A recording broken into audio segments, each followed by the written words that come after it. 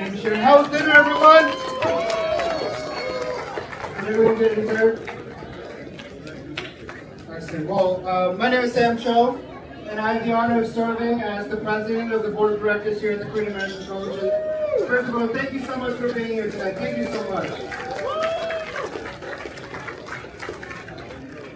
I want to first and foremost make sure that everyone gets a chance to, get to know the person that I'm about to introduce. I'm actually presenting the next two awards.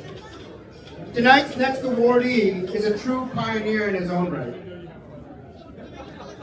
I can wait.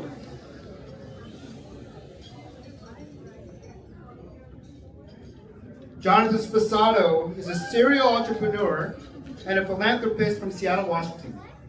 He is the co-founder and chairman of 긱와이어, the most widely read tech news site in the region, and owner-publisher of Seattle Magazine. He is also the founder of Joy Sauce Network, a multimedia platform that promotes Asian American talent.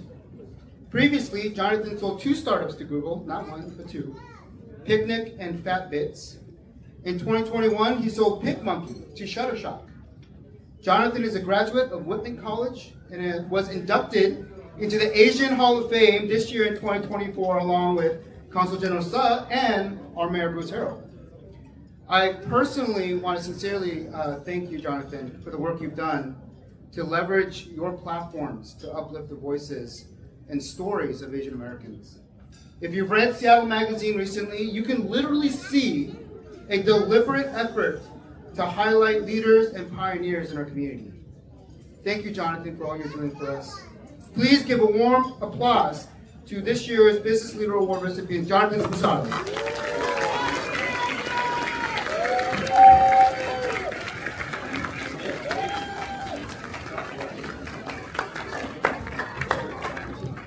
Wow, thank you so much. Wow.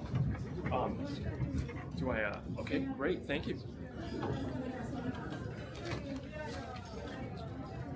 Wow, thank you. What an incredible honor to share the stage with so many of the other honorees and Sam and of course JJ Kim. Oh my gosh, how amazing was that? JJ, great job. So I was asked to prepare for a few remarks, go on for a few minutes here. Instead, I'm actually going to tell you a story that I've never told in public before. This is not something that you can glean off of my LinkedIn or my Wikipedia or my Instagram or anything like that. And it's relevant and germane to this community and why I'm so Korean proud. You see, back in 1967, a young Chinese woman came over to this country and landed in Brooklyn, New York when Brooklyn was kind of sketchy at that point. And she came over here from Hong Kong, and she did not have two dimes to rub together. She fell in love with a man, and she got pregnant, but they were not allowed to get married. And more on that a little bit later. So she tried to raise me. I was that child who was born to a single mother, and she tried to raise me on her own, but she really couldn't do it. Didn't have enough money or time or energy. I guess I was a handful. So she sent me to Hong Kong to live with my grandparents, and they raised me, actually up until the time that I was age 10, and came back to the States. So now, you fast forward, I worked hard, I got a little luck. I'm always the first to say I'm more lucky than good in terms of my business things. And at the age of 50, which was only 7 years ago, right? At the age of 50, my Chinese mother sits me down and she says, "Jonathan, I have to tell you something." I'm like, "What?" "Your father was Korean." Imagine what it's like when you grow up and your entire life up until the time that you're 50 years old, you think you're Chinese American, and to find out that you're half Korean. You know what that feels like? It feels awesome. It must be great. Because all the Korean friends that I have are serious badasses.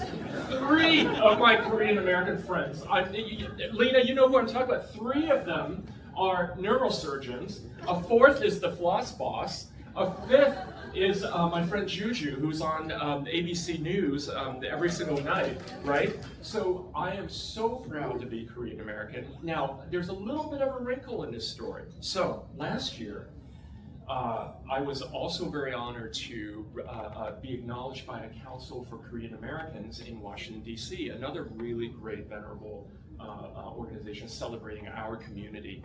And I was invited to dinner at the Korean ambassador to the U.S.'s house, the ambassador's mansion.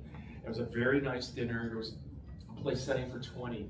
I thought that this would be a great opportunity to invite my Korean birth father and my half-brother to come, right? Very accomplished. They're both very accomplished. In fact, my half-brother is way more successful than I. I don't know how he does it, okay? But sadly, at the last moment, they canceled. Yes, imagine my disappointment. But it's okay. That's okay. That's okay. What my father said was, you know, it's complicated. It's difficult, right? It's challenging.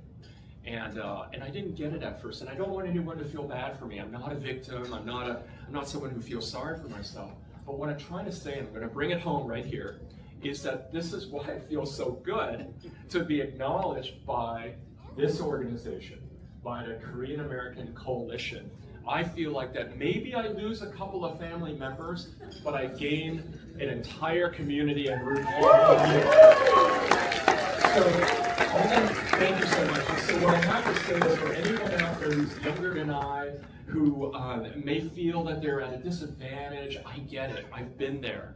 And if you don't feel like that you look like some version of the American dream, keep pushing and don't ever let anybody cast you aside. So thank you to all of you, and especially to the American Coalition. Really honored. Thank you.